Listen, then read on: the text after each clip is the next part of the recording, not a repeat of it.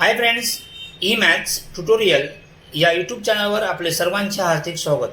Friends, आज आपण या व्हिडिओमध्ये मार्च 2026चा म्हणजेच इयत्ता 10वी बोर्ड परीक्षेचा बीजगणितचा पेपर म्हणजेच गणित 1चा पेपर कसा असेल याबद्दल सविस्तर चर्चा करणार आहोत.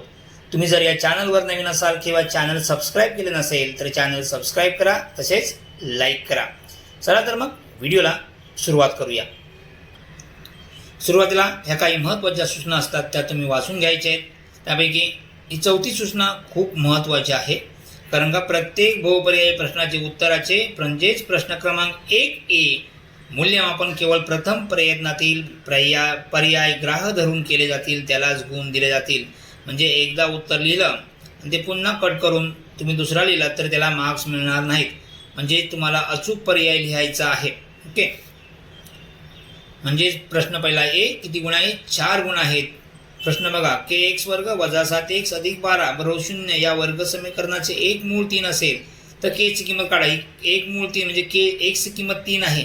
ही x ची किंमत 3 यामध्ये ठेवला तर तुम्हाला उत्तर किती येईल? 1 येईल. म्हणजे पर्याय कोणता आहे? अचूक पर्याय ए.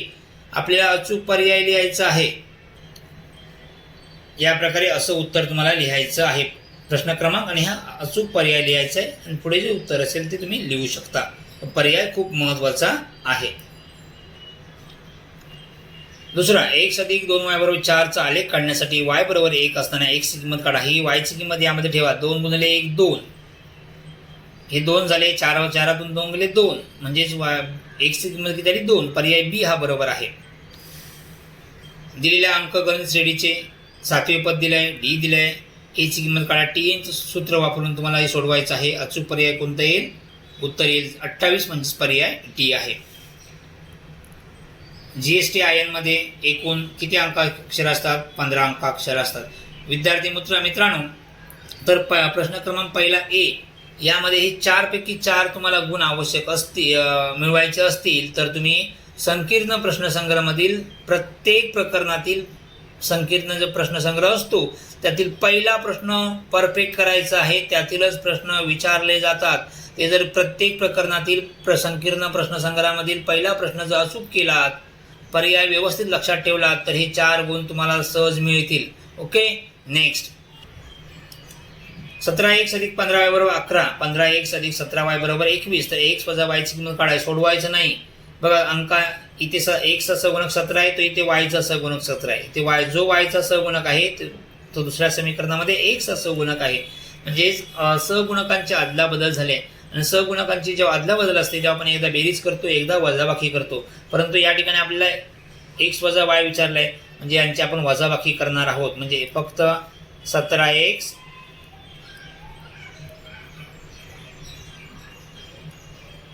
अधिक 15y बरोबर 11 आणि इथे 15x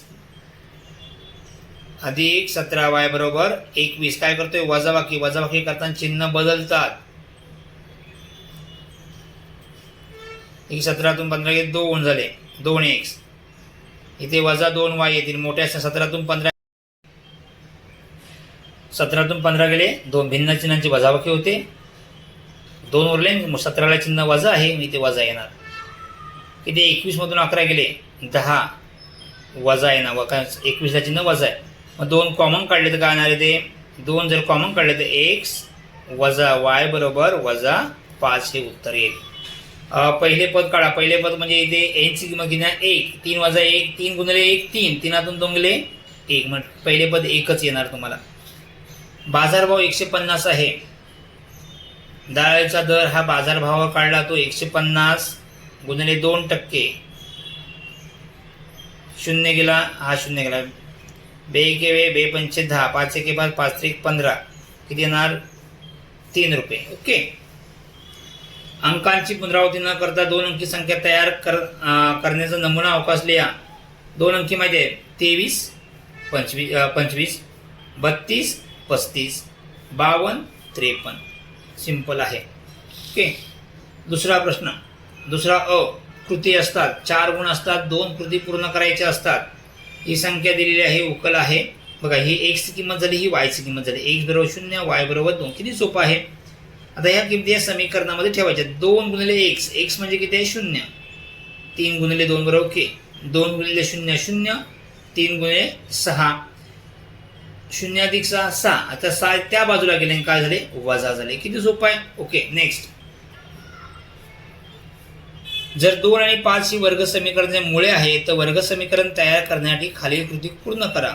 ही सूत्र आहे हे दिलेलं आहे. अल्फा किती आहे 2, बीटा किती आहे 5. किमती ठेवल्या अल्फा बीटा. अल्फा 2 आहे, बीटाची किंमत किती सोपी आहे वरतीच उत्तर दिलं आहे. फक्त बॉक्समध्ये लिहायचं आहे. 2 अधिक 5 7 हे 10 म्हणजे एक्स वर्ग वजा 7x अधिक 10 बरोबर 0.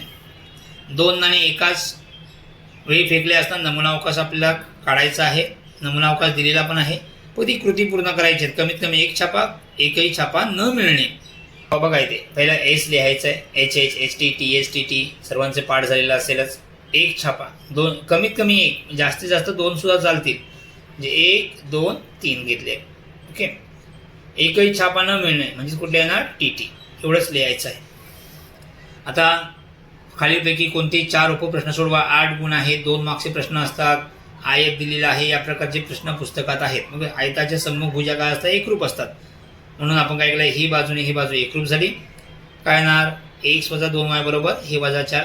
4 त्या बाजूला गेले वजा झाले. हे पहिलं समीकरण झालं. समीकरणे तयार करायचे आहेत फक्त. तर या 2 बाजू एकरूप असतात. ह्या 2 बाजू घेतल्यात. 4x वजा 2x हे वजा y, हे वजा y इथेच आहेत. हे 8 या बाजूला राहिले. 4 2 4x वजा 2x 2x वजा y 2y बरोबर 8. 2 ने भागा किंवा 2 कॉमन काढलं तर या समीकरण 2 ने भागल्यावर काय येणार x वजा y बरोबर 4. हे झाले समीकरण. आपल्याला समीकरणे तयार करायची आहेत. खालील वर्ग समीकरण अवयव पद्धतीने सोडवा. अवयव पद्धत सोडवायचं. गुणाकार किती पाहिजे 20, वजा इथे चिन्ह वजा आहे म्हणजे वजाबाकी 1. गुणाकार 20 आणि वजाबाकी 1 म्हणजे कुठे येणार 5 चौक 20. हे चिन्ह मोठ्या संख्येला अधिक आहे आणि इथे वजा असेल. या प्रकारे तुम्ही सोडवू शकता. इकडे बघा उत्तरे वजा 5 आणि 4 आहे. नेक्स्ट खालील अंकगणित श्रेणीचे 19वे पद काढा. सूत्र कोणतं वापरणार TNचं. ए किती आहे 7, डी किती आहे 13 वजा 7 6. ह्या किमती ठेवायच्या आणि एन किती आहे 19. ह्या सर्व किमती ठेवला तर याचं उत्तर तुम्हाला काढता येईल. योग्य रीतीने पिसलेल्या 52 पत्त्यांमधून पत्त्यांचं गणित आहे. तो पत्ता चित्रयुक्त असणे या घटनेची संभाव्यता काढा. पत्त्याचं कोणतेही गणित असून दे नंबर ऑफ एस 52च येणार. अर्धा मार्क्स तुमचा फिक्स झाला पाहिजे. पत्ता चित्रयुक्त असणे ए बरोबर काय ना पत्ता चित्रयुक्त असणे म्हणजे नंबर ऑफ ए किती ना 12. किती चित्रयुक्त पत्ते असतात तर 12 चित्रयुक्त पत्ते असतात. म्हणजे कोणती गुलाम राणी बादशाह, किलमध्ये गुलाम राणी बादशाह, इस्पिकमध्ये गुलाम राणी बादशाह, बदाममध्ये गुलाम राणी बादशाह आणि चौकडमध्ये गुलाम राणी बादशाह म्हणजे राजा म्हणतो आपण. ओके. असे 12 पत्ते असतात. नंबर ऑफ एस किती आहे नंबर ऑफ ए 12 म्हणजे संभाव्यता म्हणजेच काय नंबर ऑफ ए छेद नंबर ऑफ एस 12/52. कितीने भाग जाईल 4ने भाग जाईल. 4 त्रिक 12 आणि ते किती 13. ओके. 13 चौक 52. आता पुन्हा ही सारणी दिली आहे. वरच्या वर्गमर्यादेपेक्षा कमी संचित वारंवारता सारणी तयार करा.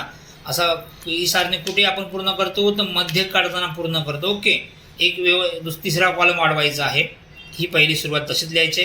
हे पुन्हा खाली लिहायचे. ही त्यामध्ये मिळवायचे आहेत म्हणजे बेरीज करायची की 750. पुन्हा हे खाली लिहा. 300 अधिक करा 950 होतात. 950 पुन्हा खाली लिहा. 50 मिळवा 1000. या प्रकारे ही सारणी पूर्ण करता येईल.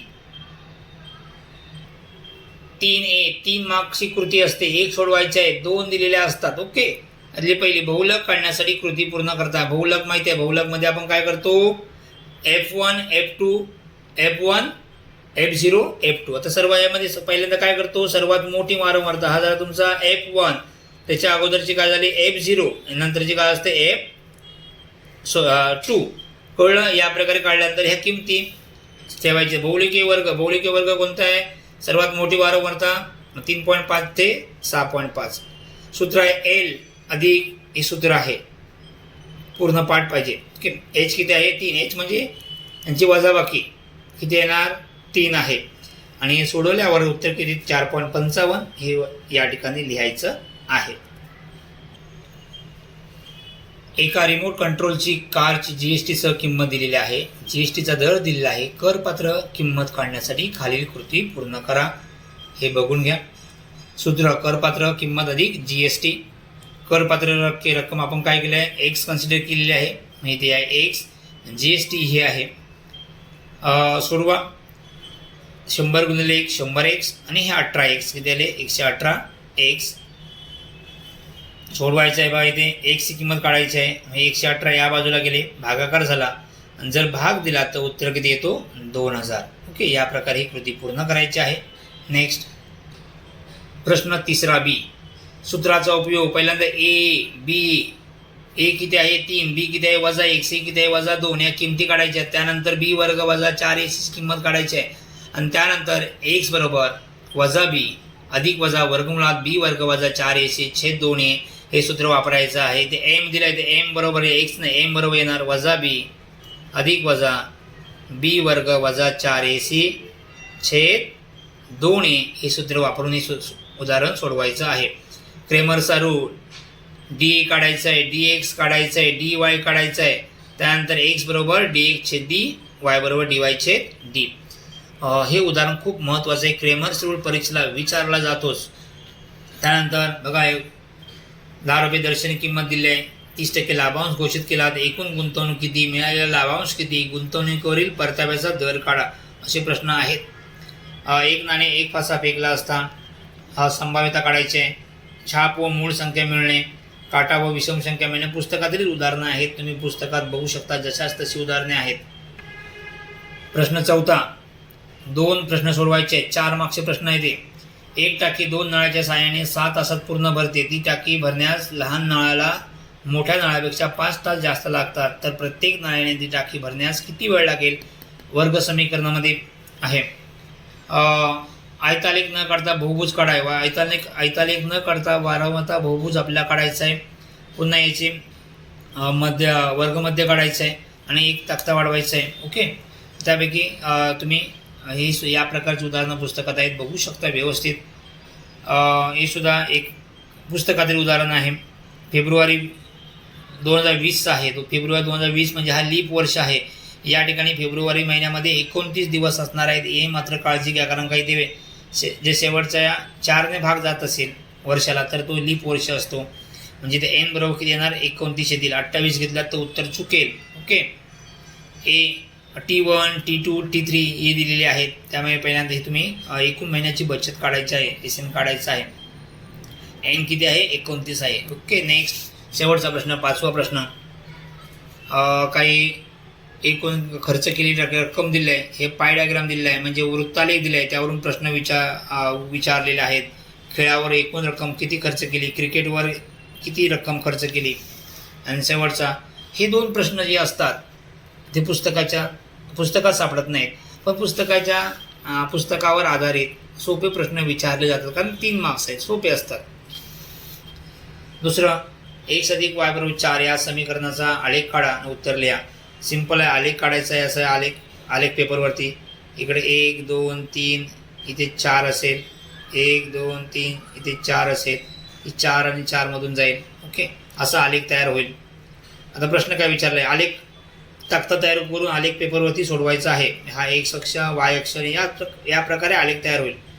x व y अक्षांची तयार केलेल्या त्रिकोणाचा बाजूंवरून ही बाजू इथे पण 4 आहे, ही पण 4 आहे, दोन्ही बाजू समान आहेत. आणि हा इथं काटकोन होतोय, म्हणजे कोणता समद्विभुज काटकोन त्रिकोण तयार होतोय. प्रकार कोणता आहे, समद्विभुज काटकोन त्रिकोण. क्षेत्रफळ काढा. क्षेत्रफळ सोपा 1/2 पाया गुणिले उंची. पाया पण किती आहे 4 आहे, उंची पण किती आली 4. बे के बे 2 4 किती झाले 8 चौरस एकक. हे झालं उत्तर. या प्रकारे हे प्रश्नपत्रिका तुम्हाला सोडवायची आहे. विद्यार्थी मित्रांनो, पेपर सोपा असणार आहे. तुम्ही व्यवस्थित काळजीपूर्वक लिहायचं आहे, न घाबरता लिहा, तर तुम्ही सहज पेपर लिहू शकता. Thank you, all the best.